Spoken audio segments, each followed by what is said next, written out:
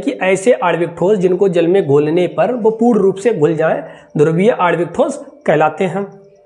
अध्रुवीय आणविक ठोस वे ठोस जो इनको जल में घोलने पर पूर्ण रूप से नहीं घुलते हैं, अध्रुवीय आणविक ठोस कहलाते हैं। हाइड्रोजन बंधित आणविक ठोस, हाइड्रोजन बंधित आणविक ठोस का मतलब होता है वे ठोस जिनमें हाइड्रोजन बंध पाया जाता है, हाइड्रोजन बंधित आणविक ठोस कहलाते हैं, यानी कि इनमें हाइड्रोजन बॉन्ड होता है। ठीक है ना। हेलो प्यारे बच्चों, राधे राधे, जय श्री राम। मैं मोहित शर्मा आज आपके सामने फिर से नया चैप्टर लेके आया हूं। इससे पिछली वीडियो में हमने आपको एसिड बेस एंड सॉल्ट समाप्त कर चुके हैं। जिस किसी ने भी वो वीडियो ना देखी हो तो वह हमारी प्लेलिस्ट में जाके उन वीडियो को देख ले। देखो प्यारे बच्चों, आज मैं आप लोगों के सामने क्लास 12th की केमिस्ट्री का फर्स्ट चैप्टर,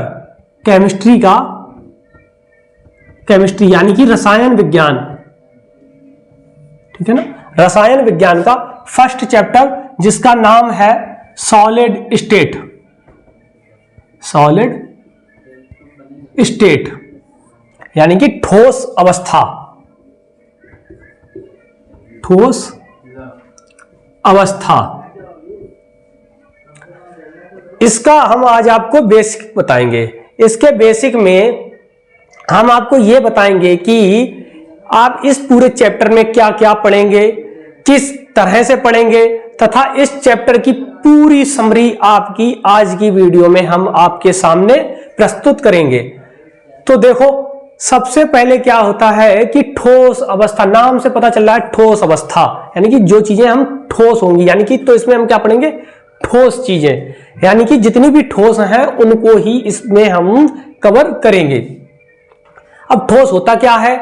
ठोस भी हमारे पदार्थ की एक अवस्था होती है, यानी कि पदार्थ की 3 अवस्थाएं होती हैं। अब सबसे पहले यह पदार्थ क्या होता है, ठीक है।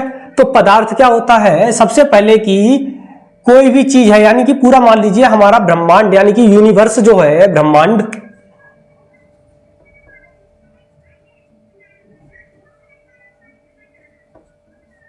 ब्रह्मांड क्या, यूनिवर्स, ये 2 चीजों से मिलकर बना है। कौन कौन सी? एक तो है हमारे द्रव्य, क्या है, द्रव्य, जिसे कहते हैं मैटर। दूसरा है एनर्जी, यानी कि ऊर्जा, ऊर्जा। पहली क्या है, द्रव्य, दूसरी क्या है, ऊर्जा, यानी कि पहला जो है वो है मैटर, दूसरा क्या है, एनर्जी। ब्रह्मांड, ब्रह्मांड का मतलब क्या होता है, पूरी जो दुनिया है, पूरा जो संसार है, वो सिर्फ 2 चीजों से मिलकर बनी है। एक तो है द्रव्यमान, द्रव्य, और दूसरा है ऊर्जा। तो 2 ही चीजों से मिलकर बनी जाती है। अब इसमें सबसे पहली चीज है कि द्रव्य होता क्या है।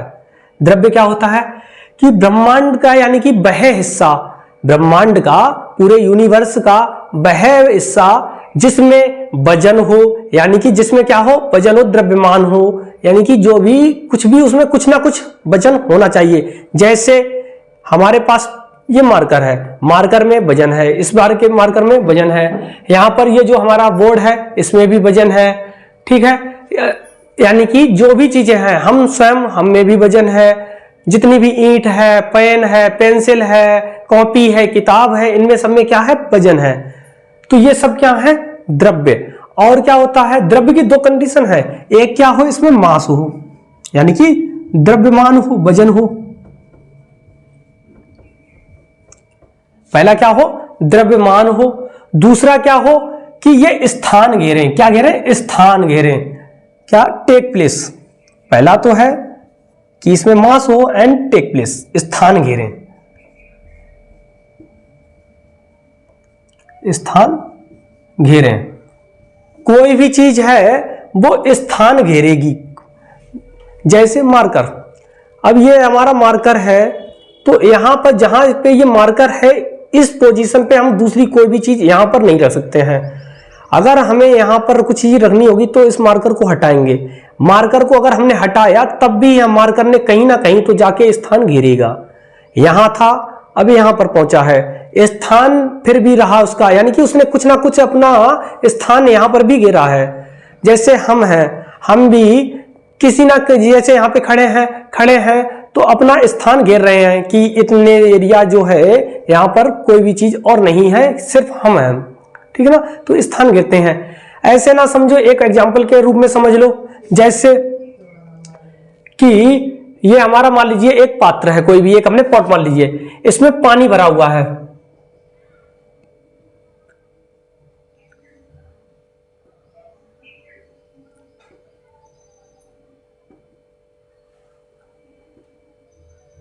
ठीक है, क्या है इसमें पानी भरा हुआ है, लेवल हमारा है यहां तक, ये क्या है इसका लेवल, कि यहां तक इसका पानी भरा हुआ है, स्तर यहां इसका ये है। अगर इसी में हम कंकड़ डालें यानी कि पत्थर डाल दें, ये रहा दूसरा पत्थर, तीसरा पत्थर, ठीक है, इस तरह से पत्थर डालेंगे, जैसे जैसे पत्थर डालेंगे वैसे वैसे इसका स्तर क्या होगा, ऊपर की ओर बढ़ता है, ये तो सबको पता है।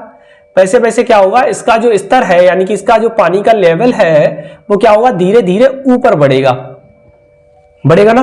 तो इसका मतलब है कि पहले पानी था वो हमारा इतना स्थान घेर रहा था, लेवल यहां तक था, लेकिन जैसे ही इसमें पत्थर डाले हैं तो लेवल बढ़ गया है, यानी कि जो पत्थर थे, कंकड़ थे, उन्होंने भी यहां पर जाने के बाद स्थान घेरा है, इस जो पात्र का, इस पॉट का स्थान को क्या है, उन्होंने कवर किया है, घेरा है। तो इसका स्तर क्या हुआ, धीरे धीरे ऊपर की ओर बढ़ा है, ऊपर की ओर बढ़ा है, तो इसका मतलब है कि पत्थरों का भी स्थान घेरते हैं, पत्थर भी स्थान घेरते हैं, ठीक है। तो पत्थर भी क्या है, स्थान घेर रहे हैं। तो क्या है कि ब्रह्मांड की हर चीज, और वैसे ये पानी भी यहां तक कवर है, तो दिखाई दे रहा है कि इसने भी स्थान घेरा है। तो यानी कि क्या है, दो चीजें, पहली क्या हो, मास हो, यानी कि उसमें वजन हो, द्रव्यमान हो, हर किसी में वजन होता है, हर किसी में द्रव्यमान होता है, चाहे वो कोई भी चीज हो, ब्रह्मांड की कोई भी चीज, चाहे वो गैस हो, चाहे वो यानी कि चाहे लिक्विड हो, चाहे सॉलिड हो, और चाहे तो गैस हो, कोई भी चीजें हो वो सभी क्या होंगी, स्थान घेरेंगी और सब में वजन होगा, ठीक है ना। यह था आपका द्रव्य। अब द्रव्य होता क्या है, यानी कि द्रव्य कितने भागों में विभाजित होता है, द्रव्य होता है दो भागों में विभाजित, कितने भागों में, दो। There are two types of matter, यहां पर दो प्रकार के द्रव्य होते हैं, सॉरी द्रव्य, देखो कौन कौन सा होता है। पहला होता है कि दृढ़, कि कोई भी चीज कैसी हो हमारी, दृढ़, दृढ़ का मतलब होता है रिजिड, कैसी हो, रिजिड। दूसरी कैसी हो सकती है हमारी, तरल, तरल का मतलब होता है, इंग्लिश में कहते हैं फ्लूइड, ठीक है ना।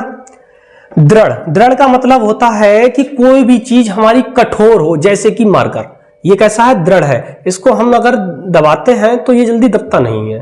तो इसी तरह से बोर्ड को भी दबाने की कोशिश कर रहे हैं, नहीं दब रहा है, ठीक है, तो ये कैसा है, दृढ़ है। वही तरल, तरल की कोई भी चीज अगर दबाने की कोशिश करें तो दब जाए, जैसे कि अब रबर नहीं लेंगे कि अब कहोगे कि रबर दबती है, तो रबर क्या है हमारी, मतलब तरल है, तरल नहीं है रबर भी क्या है, रिजिड, क्योंकि इनमें क्या होता है, जो दृढ़ होते हैं, रिजिड होती हैं, इनमें बहने का गुण नहीं होता, यानी कि ये बहते नहीं है, ये फ्लो नहीं करते हैं, ठीक है। यानी कि अगर ये किसी भी स्थान पर रखे हुए हैं तो ये वहां पर रखे रहेंगे, इनमें बहने का गुण नहीं होता, यानी कि ये फैलते नहीं है। वैसे वहीं पर तरल क्या होते हैं, इनमें बहने का गुण होता है, यानी कि ये बह जाते हैं। जैसे पानी को हम अगर कहीं पे डाल देते हैं तो वो क्या होता है, बह जाता है। वैसे ही गैस में अगर हमने कहीं पर डाला तो वो क्या होता है, तुरंत पूरे कमरे में निकल जाती है। जैसे कि अगर कभी भी हमारी की एलपीजी गैस, यानी कि जो कुकिंग गैस होती है सिलेंडर की, वो अगर निकल जाए, उसमें कैसे सी निकल जाए, तो देखा होगा आपने, पूरे कमरे में तुरंत फैल जाती है, यानी कि क्या होगी, वो फैल जाती है। तो इसीलिए क्या कहते हैं, तरल, ठीक है ना, इसे क्या कहते हैं, तरल। अब देखो जो दृढ़ होता है, दृढ़ यानी कि रिजिड, ये भी एक प्रकार का होता है, यानी कि ये इसका भी एक प्रकार होता है। वो कौन सा होता है, ठोस। क्या होता है, ठोस, यानी कि सॉलिड। क्या होता है, सॉलिड यानी कि ठोस। वहीं तरल, तरल दो प्रकार के होते हैं। पहला देखो इधर सॉलिड हो गया, तो इधर क्या होगा, लिक्विड। लिक्विड को क्या कहते हैं, द्रव।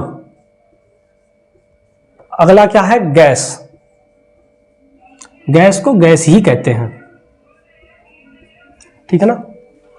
फिर से सुनो, दृढ़ और तरल, ये क्या है, द्रव्य के दो भाग हैं। अब दृढ़ भी एक प्रकार का होता है ठोस, और दूसरा मतलब तरल। तरल कितने प्रकार के होते हैं, दो प्रकार के। कौन कौन सा, एक होता है लिक्विड, दूसरा होता है गैस। एक लिक्विड, दूसरा गैस, ये भी दो प्रकार के होते हैं। यहां तक किसी प्रकार की कोई समस्या। ठोस क्या होते हैं, लिक्विड क्या होते हैं, गैस क्या होते हैं, वैसे तो हम 10th में पढ़ चुके हैं, 11th में भी पढ़ चुके हैं, लेकिन हम ये आपको जब चैप्टर शुरू करेंगे तब हम आपको इनको भी डिस्कस करेंगे। लेकिन आज क्योंकि आज हम आपको सिर्फ इस चैप्टर में क्या क्या पढ़ेंगे वो समझाएंगे। ये हमने इतना समझा दिया है, वैसे समझाना नहीं था, आज सिर्फ हमें चैप्टर्स के बारे में समझाना था। अब समझा दिए हैं तो कोई ना, ठीक है। अब देखिए सभी लोग, इस चैप्टर का नाम है सॉलिड स्टेट, यानी कि ठोस अवस्था। तो इस चैप्टर में हम सिर्फ ठोस के बारे में पढ़ेंगे कि ठोस कैसे होते हैं, कौन से होते हैं, तथा यह कितने प्रकार के होते हैं। तो ठोस जो होते हैं इनको अलग अलग कंडीशंस के हिसाब से अलग अलग भागों में बांटा गया है।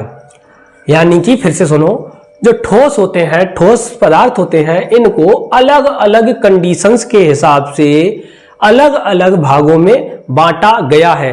तो आज के इस वीडियो में हम आपको यह बता रहे हैं कि ठोस के किन किन स्थितियों में हम इस चैप्टर में पढ़ेंगे कि कौन कौन से प्रकार होते हैं, किन किन स्थितियों में कौन कौन से प्रकार होते हैं, वो हम आपको इस वीडियो में बता रहे हैं। देखो, सबसे पहला है कि ज्यामिति के आधार पर, क्या, ज्यामिति के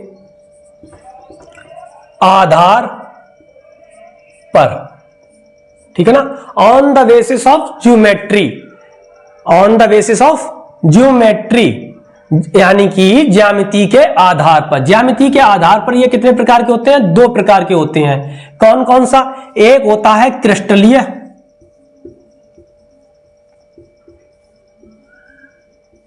जिसे कहते हैं इंग्लिश में crystalline,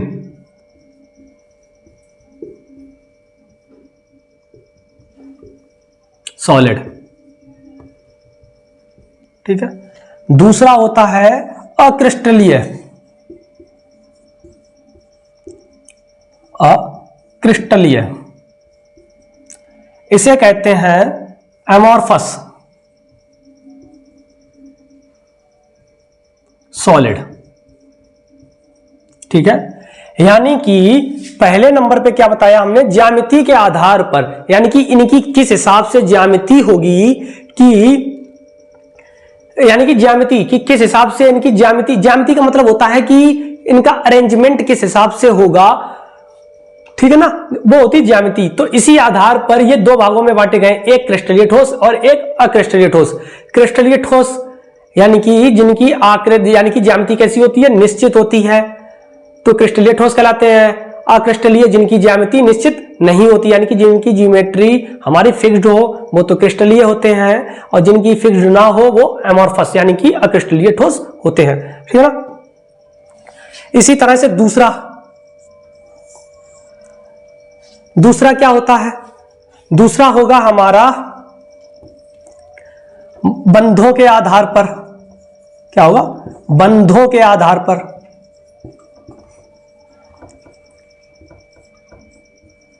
on the basis of bonds, on the basis of bonds, यानी कि बंधों के आधार पर। बंधों के आधार पर भी ये चार प्रकार के होते हैं। There are 4 types of solids. Number first, आयनिक ठोस,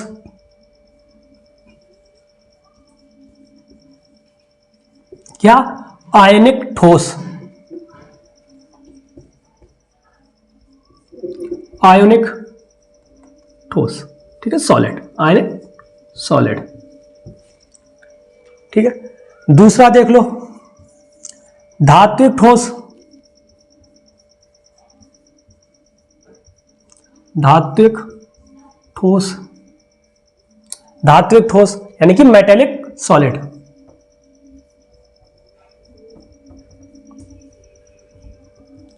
सॉलिड। थर्ड नंबर पे आता है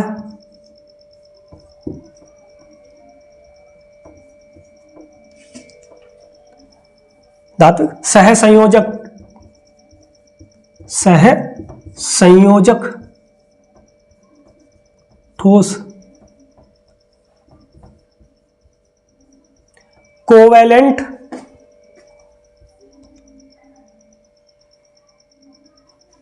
covalent solid. Solid. Fourth number पे आता है, पहला कौन सा हो गया है हमारा, आयनिक हो गया है। अगला है आणविक। आणविक ठोस। ठीक है ना, पहला है आयनिक ठोस, दूसरा है धात्विक ठोस, तीसरा है सहसंयोजक ठोस, चौथा आणविक ठोस। इनको भी हम इस चैप्टर में पढ़ेंगे। आयनिक को देखो, आणविक को क्या कहते हैं, मॉलिक्यूलर सॉलिड्स।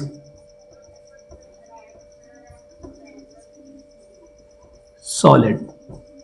ठीक ना, आणविक ठोस।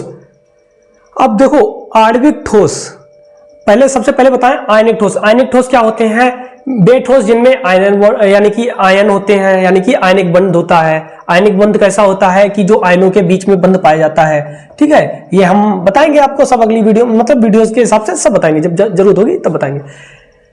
धात्विक ठोस, धात्विक ठोस क्या होते हैं, जिनमें धात्विक बंध होता है। सहसंयोजक ठोस, जिनमें सहसंयोजक बंध होता है। सहसंयोजक बंध भी 3 प्रकार के होते हैं, single bond, double bond, triple bond. अगला आ जाइए आणविक ठोस। आणविक ठोस वे पदार्थ जिनमें जो अणुओं से मिलकर बने होते हैं, उन्हें आणविक ठोस कहते हैं। आणविक ठोस, अब आणविक ठोस भी हमारे 3 प्रकार के होते हैं। आणविक ठोस भी हमारे 3 प्रकार के होते हैं। देखो कौन कौन से होते हैं। सबसे फर्स्ट नंबर पे है आणविक ठोस का, ये आणविक ठोस के हैं। ठीक है, जगह कम है तो इसलिए इसको इधर लिख लेना है। आणविक ठोस पहला है हमारा ध्रुवीय ठोस। ध्रुवीय आणविक ठोस क्या है, ध्रुवीय आणविक ठोस। ध्रुवीय को कहते हैं पोलर, आणविक को मॉलिक्यूलर, ठोस को solid. Polar molecular solid, polar molecular solid. Second अध्रुवीय आणविक ठोस। ठीक है ना, अध्रुवीय आणविक ठोस यानी कि, और तीसरे नंबर पे होता है हाइड्रोजन बंधित, हाइड्रोजन बंधित आणविक ठोस। आणविक ठोस देखो, polar molecular solid, non polar molecular solid, hydrogen bond molecular solid. ध्रुवीय पोलर यानी कि जिनको जल में घोला जा सके, यानी कि जो जल के साथ क्रिया करेंगे, यानी कि जल में अगर उनको हम घोल देंगे तो घुल जाएंगे, उन्हें कहते हैं पोलर। तो यानी कि ऐसे आणविक ठोस जिनको जल में घोलने पर वो पूर्ण रूप से घुल जाएं, ध्रुवीय आणविक ठोस कहलाते हैं। अध्रुवीय आणविक ठोस वे ठोस जो इनको जल में घोलने पर पूर्ण रूप से नहीं घुलते हैं, अध्रुवीय आणविक ठोस कहलाते हैं। हाइड्रोजन बंधित आणविक ठोस, हाइड्रोजन बंधित आणविक ठोस का मतलब होता है वे ठोस जिनमें हाइड्रोजन बंध पाया जाता है, हाइड्रोजन बंधित आणविक ठोस कहलाते हैं। यानी कि इनमें हाइड्रोजन बॉन्ड होता है। ठीक है ना, इनमें हाइड्रोजन बॉन्ड प्रेजेंट होता है। देखो, अब हाइड्रोजन बॉन्ड भी हमारे 2 प्रकार के होते हैं। एक होता है इंट्रामोलिकुलर हाइड्रोजन बॉन्ड, एक होता है इंटरमोलिकुलर हाइड्रोजन बॉन्ड। ठीक है, तो इसमें तो इतना नहीं पूछा गया है, लेकिन तो हम इतना ही आपके लिए कि क्या होता है जिनमें आणविक ठोस जिनमें हाइड्रोजन बंध पाया जाता है, हाइड्रोजन बंधित आणविक ठोस कहलाते हैं। ठीक है ना, तो देखो इसमें हमने आपको 2 प्रकार से अभी बता दिए हैं और भी बता रहे हैं।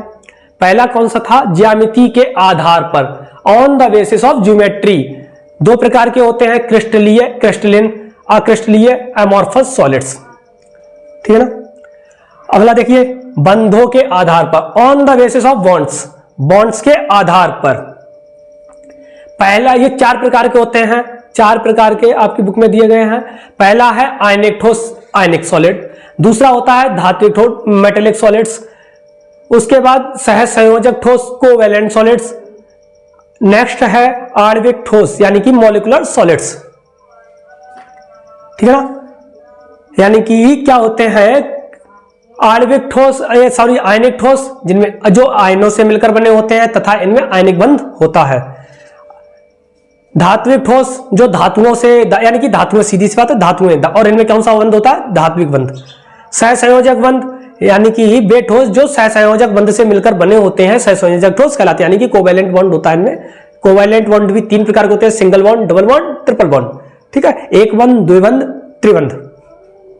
आणविक ठोस, आणविक ठोस यानी कि मॉलिक्यूलर सॉलिड्स, मॉलिक्यूलर सॉलिड भी 3 प्रकार के, यानी कि मॉलिक्यूलर सॉलिड होता क्या, सबसे पहले मॉलिक्यूलर सॉलिड वो होते हैं जो मॉलिक्यूल से मिलकर बने होते हैं, इनके बीच में अणु होते हैं। अब अणु भी देखो कितने प्रकार के हो सकते हैं, यह भी 3 प्रकार के। कौन कौन सा, पोलर मॉलिक्यूलर सॉलिड यानी कि ध्रुवीय आणविक ठोस, अध्रुवीय आणविक ठोस, नॉन पोलर आणविक यानी कि मॉलिक्यूलर सॉलिड्स। तीसरा है हाइड्रोजन बंधित आणविक ठोस यानी कि हाइड्रोजन बॉन्ड मॉलिक्यूलर सॉलिड्स। ये 3 प्रकार के आणविक ठोस भी होते हैं, ठीक है ना। ये भी आपको हम बारी बारी से इनका सब पूरा डिटेल में समझाएंगे। अभी हम सिर्फ आपको इसके बारे में बता रहे हैं, चैप्टर्स के बारे में, ठीक है ना। इसको स्क्रीनशॉट ले लीजिए और लिखते हैं, इसके बाद स्क्रीनशॉट ले लीजिए इसका। यानी कि ज्यामिति के आधार पर और बंधों के आधार पर ठोस का वर्गीकरण कर चुके हैं। अब हम आपके सामने तीसरा है त्रिविमीय व्यवस्था के आधार पर, त्रिविमीय व्यवस्था के आधार पर, on the basis of arrangement of 3D, ठीक है, यानी कि 3D का मतलब होता है 3 डायमेंशन। 3 डायमेंशन का मतलब होता है जिसमें 3 विमाएं हो। त्रिविमीय का मतलब होता है 3 माने 3, विमीय माने विमाएं, यानी कि ऐसा स्ट्रक्चर, ऐसा ठोस जिसमें 3 विमाएं हो। विमाएं का मतलब क्या होता है, यानी कि डायमेंशंस क्या होती हैं, जैसे कि लंबाई लेंथ, दूसरी चौड़ाई जैसे कि ब्रेड्थ, तीसरी ऊंचाई यानी कि हाइट। 3 चीजें होती हैं, ठीक है ना। त्रिविमीय यानी कि जिसमें लंबाई हो, चौड़ाई हो और ऊंचाई हो, तो उसके आधार पर हम इसको भी विभाजित करते हैं। ये भी हम 4 भागों में विभाजित करते हैं 3D के आधार पर। कितने भागों में विभाजित करते हैं, 4 भागों में। और यानी कि इन्हें 3D की भी कह सकते हैं, इन्हें विब्रेस के आधार पर, यानी कि एक वैज्ञानिक थे विब्रेस, उनके आधार पर भी इनको हम विभाजित कर सकते हैं। यानी कि ये कह सकते हैं कि ये विब्रेस के आधार पर लिया गया है। जब हम डिटेल में समझाएंगे तब आपको ये बता देंगे, लेकिन अभी इनको सिर्फ इनके टाइप्स लिख लीजिए किस प्रकार से ये रहेंगे। सबसे फर्स्ट नंबर पे है आपका सरल घनीय जालक, सरल घनीय जालक, ठीक है ना। सरल घनीय, सरल इसको आद्य भी कह देते हैं, सरल या आद्य लिख दे, इधर ही लिख दे रहे, ठीक है। आद्य या सरल यानी कि सिंपल या प्रिमिटिव। सिंपल सरल, प्रिमिटिव आद्य। घन को कहते हैं क्यूबिक, क्योंकि क्यूब में क्या होती है, 3 विमाएं होती हैं, लंबाई भी होती है, चौड़ाई भी होती है, ऊंचाई भी होती है, क्यूबिक। और जालक को कहते हैं लैटिस, ठीक है। Simple cubic lattice, simple cubic lattice यानी कि सरल घनीय जालक। तो देखो सिंपल का S और क्यूबिक का C, तो इसे शॉर्ट फॉर्म में SC भी कहते हैं। क्या कहते हैं, SC। देखो लिख भी देना है SC, ठीक है ना। स्मॉल s स्मॉल c भी कह देते हैं, ठीक ना। अगला देखिए दूसरा, दूसरा होता है हमारा काय केंद्रित, काय केंद्रित, काय केंद्रित घनीय घनीय जालक, जालक कोष्टिका। ठीक है, कोष्टिका ना लिख रहे हैं, इतना ही रहने दे रहे हैं। काय केंद्रित, काय को कहते हैं बॉडी,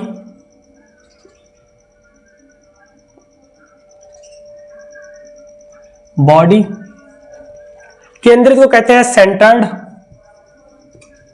बॉडी यानी कि केंद्रित माने क्या होता है, केंद्र माने सेंटर में, तो सेंटर्ड। घन को क्यूबिक और फिर से जालक को लेटिस। तो देखो बॉडी का बी, सेंटर्ड का सी और क्यूबिक का सी, क्या प्राप्त हुआ आपको, बी सी सी, बी सी सी। इसका शॉर्ट फॉर्म होता है बी सी सी, इसे बी सी सी भी कह देते हैं, काय केंद्रित घनीय जालक। इसका दूसरा नाम क्या होता है, इंग्लिश में क्या कहते हैं, बॉडी सेंटर्ड क्यूबिक लैटिस। ठीक है ना, किस प्रकार होते हैं ये तो बताएंगे हम आपको। तीसरा है फलक केंद्रित, फलक केंद्रित घनीय जालक। ठीक है ना, घनीय जालक को भी इसी तरह से घनीय जालक इसे कहते हैं फलक। फलक का मतलब होता है फेस, फेस, फेस के आधार पर, यानी कि फेस पे होंगे, इस पे जो भी होंगे, यानी कि इनके जो अणु होंगे जिससे ये मिलकर बने हुआ मॉलिक्यूल, वो कहाँ पे होंगे, फेस पर, यानी कि चेहरों पर होंगे, यानी कि बीच में।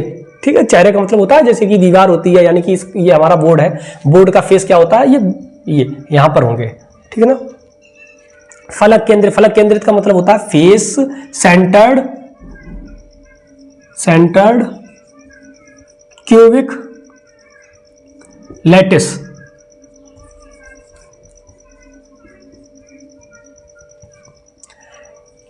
इसका एफ, इसका सी सी, इसे क्या कहते हैं, एफ सी सी। ठीक है ना, एफ सी सी शॉर्ट फॉर्म। चौथे नंबर पर आता है आपका अंत्य, अंत्य, आ आधा ना आधा ता और या, अंत्य केंद्रित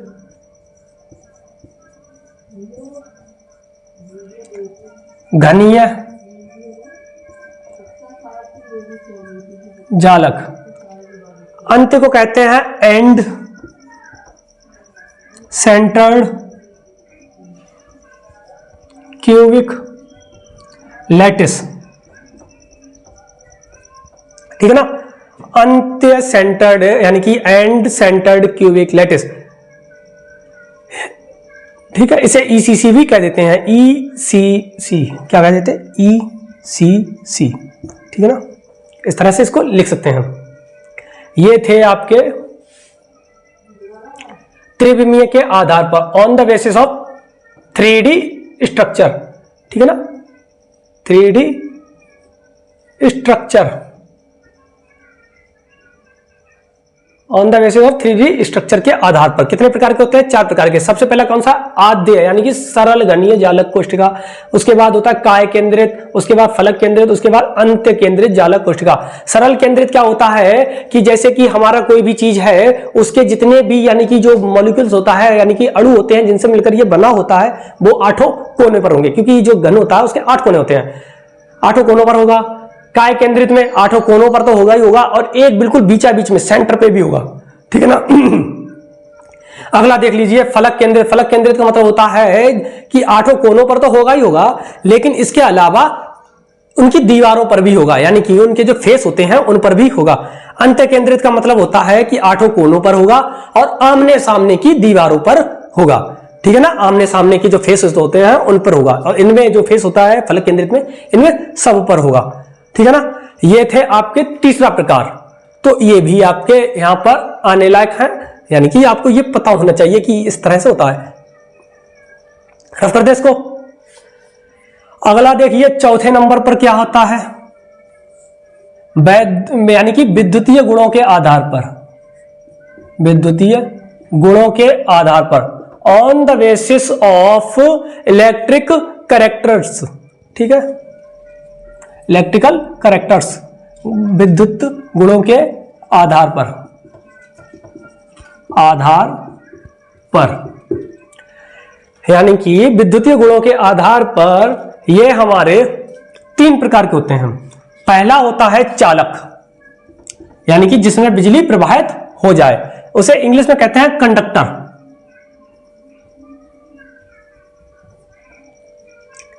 दूसरा होता है अचालक, इसे कहते हैं नॉन कंडक्टर या इंसुलेटर, नॉन कंडक्टर। दूसरा नाम होता है इंसुलेटर, या क्या कह सकते हैं, इंसुलेटर।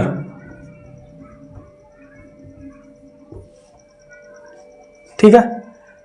तीसरा देख लीजिए, तीसरा होता है अर्धचालक, अर्धचालक, यानी कि जिसमें बिजली प्रवाहित हो लेकिन बहुत कम मात्रा में प्रवाहित हो, यानी कि जिसमें बिजली फ्लो तो हो लेकिन वो बहुत ही कम हो, इसे कहते हैं इंग्लिश में सेमी कंडक्टर, सेमी कंडक्टर। नाम से ही पता चल रहा है, अर्ध, अर्ध माने होता है आधा, यानी कि कंडक्टर तो है, यानी कि हमारा चालक तो है लेकिन कैसा है, आधा चालक है, यानी कि ये आधा काम चालक का करेगा, आधा काम अचालक का करेगा, यानी कि इसमें दोनों के गुण होंगे, चालक के भी अचालक के भी। चालक क्या करता है, जिसमें बिजली प्रवाहित हो जाए, और अचालक क्या करेगा, उसे रोकेगा। तो इसका मतलब है इसमें प्रवाहित भी होगी और रुकेगी भी, इसका मतलब बहुत कम होगी। ठीक है ना, कि प्रवाहित होगी, प्रवाहित और रुकेगी भी, यानी कि सीधी सी बात है, जब किसी भी चीज को हम एक खींच रहा है दूसरा रोक रहा है तो इसका मतलब है वो चलेगा तो लेकिन बहुत कम मात्रा में, हल्के से चलेगा। ठीक है ना, ये था आपका चौथा प्रकार। अगला देख लीजिए, पांचवा। ठीक है ना, देखो पांचवा क्या रहेगा, यहां पर लिख रहे हैं। पांचवा है आपका चुंबकीय गुणों के आधार पर। क्या है, चुंबकीय गुणों के आधार पर, on the basis of magnetic characteristics या मैग्नेटिक कैरेक्टर्स। ठीक है, तो देखो इसके आधार पर भी जो हमारे ठोस होते हैं वो वैसे 5 प्रकार के हैं, होते हैं। आपके बुक में 4 प्रकार के दिए गए हैं, तो 4 के, लेकिन हम आपको 5 प्रकार के ही बता दे रहे हैं। ठीक है, देखो सबसे पहला कौन सा है, अनुचुंबकीय, अनुचुंबकीय, अनुचुंबकीय। अनुचुंबकीय का मतलब होता है कि जो किसी भी चीज को हल्की अपनी ओर खींचे। ठीक है, अनुचुंबकीय हो गया पहला। पहला अनुचुंबकीय कहते हैं इंग्लिश में पैरा मैग्नेटिक, मैग्नेटिक सॉलिड्स। ठीक है, दूसरा प्रतिचुंबकीय, अनुचुंबकीय, प्रतिचुंबकीय, प्रतिचुंबकीय।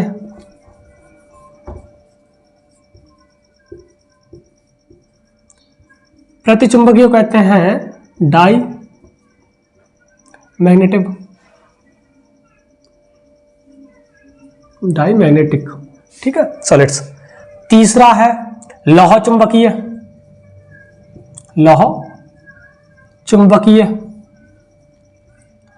इसे कहते हैं फेरो मैग्नेटिव, मैग्नेटिव या मैग्नेटिक। ठीक है, चौथा होता है, जगह उधर कम है तो इधर लिख ले रहे हैं। ठीक है, चौथे नंबर पे होता है आपका प्रतिलौह चुंबकीय,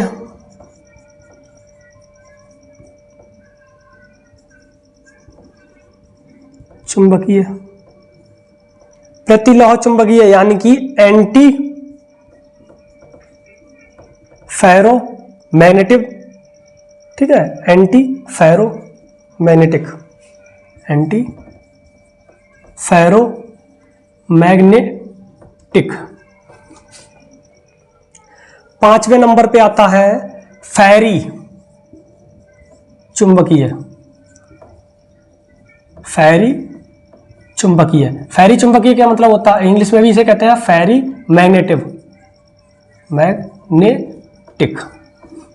ठीक है ना, तो ये थे आपके ठोसों का वर्गीकरण, यानी कि पूरे ठोस किस हिसाब से, यानी कि कौन कौन से ठोस इस चैप्टर में हम पढ़ेंगे। ये था आपका पूरे चैप्टर के ठोसों के प्रकार। ठीक है, रफ कर दें इनको, हम देख लो एक बार, लिख लो, फिर हम इनको समझाना शुरू करें। पहले और बता दें कि और इस चैप्टर में हम क्या क्या पढ़ेंगे। और इस चैप्टर में हम कि ठोसों की व्यवस्था पढ़ेंगे। ठीक है ना, कि अगर वो यानी कि इनकी अरेंजमेंट पढ़ेंगे, व्यवस्था पढ़ेंगे, यानी कि इनका अरेंजमेंट, कि ठोस अगर हमारा वन डायमेंशन अगर एक विमीय में है तो कैसा होगा, टू विमीय यानी कि दो विमीय, टू डायमेंशन है तो किस तरह से, थ्री डायमेंशन है तो किस तरह से रहेगा, यानी कि इसमें हम 1D पढ़ेंगे, 1D अरेंजमेंट। ठीक है, यानी कि एक विमीय व्यवस्था, अरेंजमेंट, एक विमीय व्यवस्था। इसमें क्या क्या पढ़ेंगे हम, यानी कि 1D अरेंजमेंट, यानी कि एक विमीय व्यवस्था, एक विमीय व्यवस्था। एक विमीय व्यवस्था का मतलब होता है जब तक तो हमारे एक ही दिशा में, यानी कि लंबाई है तो लंबाई, चौड़ाई है तो चौड़ाई, ऊंचाई है तो ऊंचाई, यानी कि सीधी दिशा तो हर जगह पे लंबाई रहती है, एक विमीय। ठीक है, उस तरह से हो। 2D अरेंजमेंट मतलब द्विविमीय व्यवस्था। द्विविमीय व्यवस्था का मतलब होता है यानी कि जिसमें लंबाई हो और चौड़ाई हो, उस हिसाब से अगर हम, यानी कि लंबाई भी हो चौड़ाई भी हो तो किस हिसाब से जोड़ेंगे, क्या क्या बनेंगी वो हम देखेंगे। तीसरा है आपका 3D डायमेंशंस। 3D का मतलब होता है त्रिविमीय व्यवस्था। त्रिविमीय व्यवस्था का मतलब होता है अगर तीन विमाएं हो, लंबाई भी हो चौड़ाई भी ऊंचाई भी हो, तो इनकी क्या क्या व्यवस्थाएं होंगी वो हम इस चैप्टर में आपकी पढ़ेंगे। देखो हम कि तत्व हमारे जुड़ रहे हैं तो उनमें यानी कि वो भी 7 आपको त्रिनता, चेकनता, चतुर्लंबाची, विषमलंबाची, इस तरह से वो भी हम बताएंगे आपको इस वीडियो में। ठीक है, और इस वीडियो में आपके कि अगर मान लीजिए ये जो ठोस हैं, ठोस के अणु इस तरह से ये अगर मिल रहे हैं, इनके बीच में जो रिक्ति बची है, खाली स्थान बचा है, ये किस तरह से है, कितना होता है, इसकी रेडियस क्या होती है, तो वो भी हम इसमें पढ़ेंगे। ठीक है ना, वो भी इस चैप्टर में आपको हम बताएंगे। और इस चैप्टर में तत्वों का, यानी कि जो ठोस होते हैं इनका हम घनत्व निकालना, यानी कि डेंसिटी निकालना आपको बताएंगे। घनत्व यानी कि डेंसिटी, वो भी आपको इस चैप्टर में पढ़ाई जाएगी। आगे इस चैप्टर में आपको हम डेंसिटी हो गई है, और इस चैप्टर में आपकी सबसे मेन चीज जो है वो ये बताएंगे कि जो तत्व होते हैं वो किस कंडीशन में जुड़े, कि उनके जो कोण होते हैं, कोण जैसे कि मान लीजिए आपने कोण अल्फा है, बीटा है, गामा, 3 होते हैं क्योंकि लंबाई चौड़ाई ऊंचाई 3 चीजों में होंगे। इसी तरह से इसकी लंबाइयां होती हैं, जैसे कि ए मान लीजिए, बी मान लीजिए, सी मान लीजिए। इस तरह से इनकी जो व्यवस्था करेंगे, यानी कि इनका अरेंजमेंट किस हिसाब से करेंगे, इनका कितने बीच में, यानी कि एंगल्स हैं, ये एंगल्स हैं, ये क्या है हमारे एंगल्स हैं, ये क्या है हमारी लेंस हैं, यानी कि साइड्स हैं। ठीक है, इनकी किस हिसाब से अरेंजमेंट होगा, यानी कि कितनी कितनी लंबाई कम ज्यादा कौन सी रहेगी, एंगल्स किस हिसाब से रहेंगे, कि कौन कौन से कंडीशन बनेंगे, यानी कि कौन कौन से हमारे सॉलिड्स बनेंगे, ठोस बनेंगे, वो भी हम इस वीडियो में आपको, यानी कि इस चैप्टर में पढ़ने को हमें मिलेगा। ठीक है ना, तो देखो इतनी चीजें हम आपको इस चैप्टर में पढ़ाएंगे। तो ये जो चैप्टर है आप लोगों के बोर्ड एग्जाम के लिए बहुत ही ज्यादा नेसेसरी होने वाला है। तो सभी लोगों से अनुरोध है कि इस चैनल को, हमारा जो चैनल है, चैनल का नाम है हमारे CVM with Monu sir, CVM with Monu sir. इस चैनल को सब्सक्राइब कर दें और सभी लोगों के पास शेयर कर दें, क्योंकि हम इस चैप्टर में, मतलब हम आज से आप लोगों को जो भी चीज पढ़ाएंगे वो इतनी विस्तार पूर्वक पढ़ाएंगे, इतनी अच्छी तरह से पढ़ाएंगे कि आप लोगों का कोई भी डाउट नहीं रहेगा। ठीक है ना, तो ये चैनल को अच्छी तरह से सभी लोग सपोर्ट करें और शेयर करना ना भूलें, कमेंट भी करें आप लोग। ठीक है ना, और सब्सक्राइब भी करें। तो ये था आपके चैप्टर, इसमें यानी कि ये पूरे चैप्टर की समरी थी। इस चैप्टर में हम आपको ये चीज़ें पढ़ाएंगे। तो ठीक है ना, आज के लिए इतना ही, फिर कल मिलेंगे। तब तक के लिए राधे राधे, जय श्री राम।